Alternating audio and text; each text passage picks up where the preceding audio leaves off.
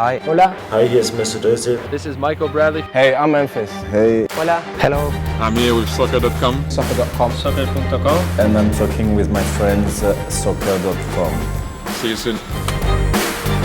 Hey guys, Josh from soccerreviewsforyou.com, bringing you my review plus on-feed video of the Adidas X16.1 in the latest Stellar Pack colorway. Now included with the shoes inside the box is a string bag. It's black perforated mesh with black strings with the Adidas and X logos there on the front in white. And of course, along with that bag in the box, you do get the shoes themselves. Now in today's video, we are going to take a closer look at the colorway itself. We're going to talk tech specs, performance, take a look at the weight of the shoe, as well as take a look at how these things fit and feel on feet. So if you are interested in learning more about the Stellar Pack X16.1 from Adidas, stick around and watch the entire video. If you're interested in a pair for yourself, you can go ahead and check out the review page on my website, which you can go to by either clicking the little pop-up on screen or the very first link down below. And on that page, you will find Buy It Now links with exclusive SR4U coupon codes where you'll be able to pick these up below their normal $200 retail price. So again, if you're interested in a pair, pop up on screen, first link down below, go ahead and check it out. And with that being said, let's get right into the review. Starting off with the colorway, this is of course part of the Stellar Pack, which combines black and white, which always looks very, very good,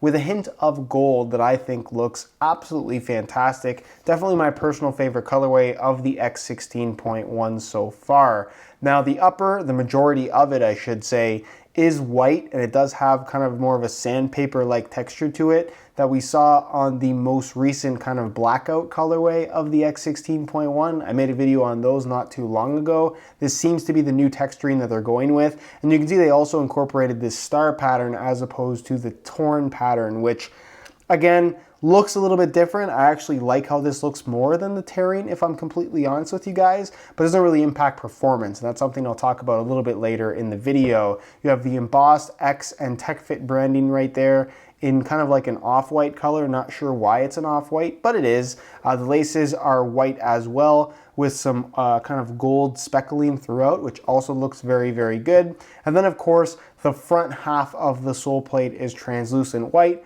where the back half fades to gold, and of course flows into the heel counter, where at the heel, you also have this metallic gold detailing, which is kind of like a snake scale-like graphic. That's at least how it looks to me. And then of course, the black in the actual TechFit system that kind of extends in the S-curve heel right around the sides of the shoe, and then of course dips down through the kind of front half of the middle of the shoe, with of course the Adidas branding also in a sandpaper-like texturing in black here on the lateral side. So all in all, I think this is a really good kind of simple colorway, if you will. But let me know what you guys think down below in the comment section. Do you like how these look? Why or why not? And with that being said, let's move on to the tech specs so we can learn a little bit more about the overall performance. In regards to performance, this is a very capable shoe. It's, in comparison to the X16 Plus Pure Chaos, kind of just a more simplified variation of that shoe, which doesn't necessarily make it better or worse. It's just something that's a little bit different. Now, if you've read tech specs anywhere on the X16.1,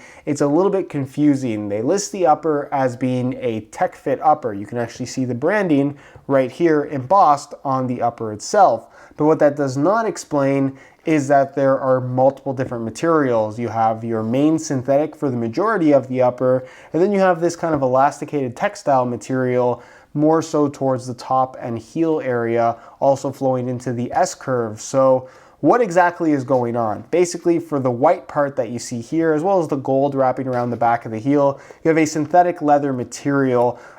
It's on the thicker side, at least if you're comparing it to the X16 Plus Pure Chaos. That upper feels a little bit thinner and a little bit softer to me.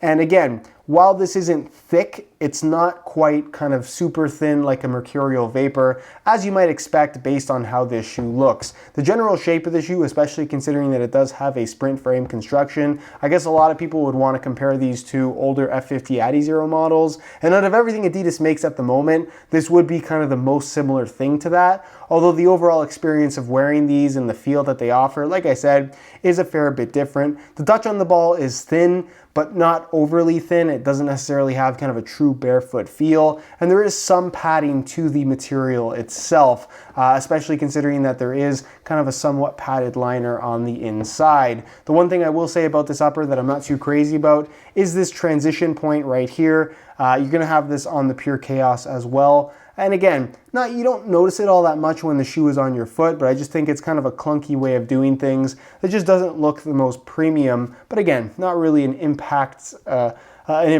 feature in terms of how it's going to change your experience with the shoe. The texturing on the surface, like I just mentioned, is kind of more of a gritty sandpaper, very, very light though. You're not really gonna notice it too much on the ball. It's more so just when you touch the shoe with your fingers. And then of course you do have what looks like kind of a star to me. I'm not sure exactly what you would call that shape.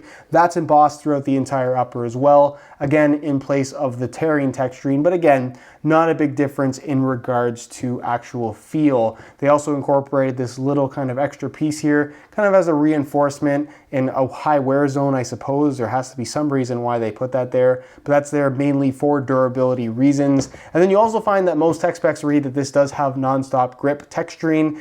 It does not. You're not going to find those little dots across the upper like you will find on the X16 Plus Pure Chaos. Moving on to the lacing system, the laces run through the middle. As you can see, the upper is a one-piece enclosure. So in order to attach laces to the upper, they use these little nylon loops. Now they would give you the impression that they run from the base of the sole into the laces, but they're not actually free-flowing. It's just a nylon loop that's basically cut off right about there, that's hidden underneath the liner. You don't feel any bumps or any kind of extra material when your foot is actually in the shoe, which is a good thing because this does seem like it would be kind of bulky on the outside, but again, not super noticeable when you're actually wearing them. And again, the laces do serve a very important purpose of helping your foot be locked in place when you put these shoes on. It tightens everything up, secures everything in place, and they definitely do need to be there. So I definitely would advise wearing these with the laces at all times because like I said, they're there for a reason. Moving on to the top part here, the actual tech fit system, if you will, you do get something somewhat similar to what you'll get on the X16 Plus Pure Chaos. Now on that shoe, it actually extends to the inside. With this, it's actually just kind of fused to the upper itself. So you get this top piece that extends a little bit higher, and then the side pieces are extended. And again, it gives you the impression that it's not a standard low-cut shoe, although I definitely would describe this as a low-cut shoe in terms of how it fits and feels. And then of course you get the S-curve at the heel, which again, doesn't necessarily need to be there. It's an extension piece that's there more so for the sake of looks, but it doesn't really bother you while you're playing, so that's definitely a positive thing, I suppose. Internally, you do have a nice synthetic suede heel liner with a decent amount of padding, so very comfortable and also provides some pretty decent heel lockdown. The insole fully removable. It features a synthetic suede liner on top, and it's made from a single layer of this black foam. Nothing too crazy, but it does get the job done. And then of course you do have the sprint frame construction for the sole plate and heel counter.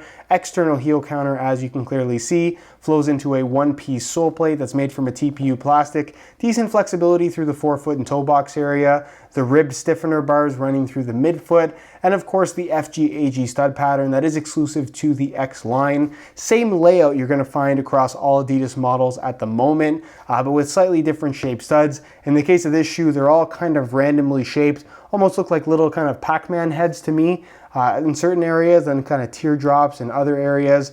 All in all, it works well on firm natural grass. It does work on AG fields as well, although it definitely does feel like more of an FG stud pattern versus a true artificial grass stud pattern.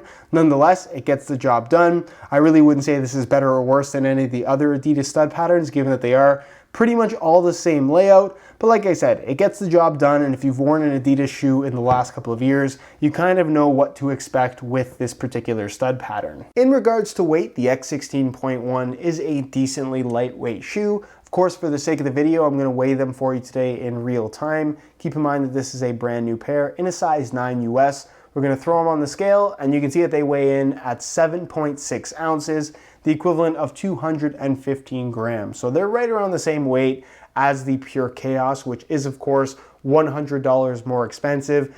Again, I wouldn't necessarily say that this is better than the Pure Chaos or vice versa. They're kind of just different variations of a similar style of shoe. Nonetheless, if you are looking for that lightweight feel, you will get it from the X16.1. All right, so here is a look at the shoes on feet. On my left foot, I have the stock white laces that come with the shoes, and on my right foot, I have a pair of black reflective SR4U replacement laces. If you're interested in a pair of replacement laces for yourself, the website to go to is www.sr4ulaces.com. If you're interested, there'll be a link down below in the description, as well as a little pop-up on screen. So be sure to go ahead and check that out. Now, in terms of how these things fit and feel on feet, they're pretty comfortable out of the box. The synthetic material, while not overly thin, does have some decent flexibility to it. There's padding on the inside liner, so it does feel good against your foot. It does have a one-piece construction, but does seem to wrap your foot quite nicely. You really don't have any kind of overlapping material through the midfoot, which I know can be an issue with a lot of one-piece designs, so that's definitely a good thing. I still think the lacing system should go a little bit higher. It does end kind of lower down, which isn't a big deal, but depending on how these fit you, especially if you buy them a little bit too big, I could see people having issues with heel slippage, but given that you have the right size and the laces are tied properly, you should have sufficient lockdown in the heel area. And again, it does look like somewhat of a mid-cut shoe, but it feels and fits just like a standard low-cut shoe. So nothing really to get used to in regards to the heel area. As far as width is concerned, it has a snug fit. I wouldn't say that they are overly tight or overly narrow. They'll fit most people. You get a little bit of stretch out of them after some wear time. As long as you don't have super wide feet, you shouldn't have too many issues with the width of this shoe. And as far as sizing is concerned, I'm wearing my usual size 9 US here, and the fit and the length is absolutely perfect. So if you are looking to order a pair of these for yourself, I would strongly recommend going true to size in order to achieve the best possible fit. All right, guys, that is it for my review of the Adidas X16.1 in the Stellar Pack colorway. If you guys are interested in a pair of these for yourself, you can go ahead and check out the review page on my website, which will be the first link down below in the description, or you can click the little eye in the corner of the screen, and on that page you will find Buy It Now links with exclusive SR4U coupon codes, where you'll be able to pick these up below their normal $200 retail price. If you have any questions regarding the X16.1, leave them down below in the comments, and I definitely will get an answer out to you. If you enjoyed today's video, found it helpful and informative, be sure to support it with a like. Subscribe if you haven't already for daily videos on all the latest and greatest soccer gear. You can find all of my social media information linked in the description as well. And other than that, guys, hope you enjoyed today's video, and as always, thanks for watching.